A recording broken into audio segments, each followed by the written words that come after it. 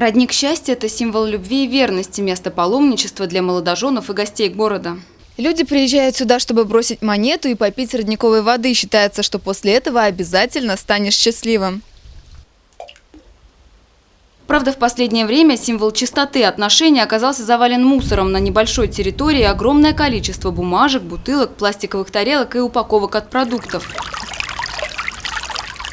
Родник пробивается сквозь пакеты и стаканчики, а у беседки пепелище. Особо находчивые отдыхающие совсем недавно жгли здесь костры в опасной близости от леса. Мусорный бак на территории есть, но он переполнен, поэтому даже те отходы, которые до контейнера донесли, разносятся ветром и привлекают разве что бродячих собак.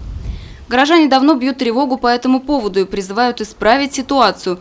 Но если вопросы по поводу вывоза мусора к ответственным лицам, то вот за эту красоту должны ответить мы сами. Достаточно малого просто быть людьми и ничего не раскидывать и убирать за собой. И еще не стоит забывать, что у народной приметы про обретение счастья есть и вторая часть. Если хочешь похоронить свое счастье навсегда, брось что-нибудь принесенное с собой у родника. Евгения Денисова, Азамат Галин, Гульгина Раскильдина, телекомпания СТВ.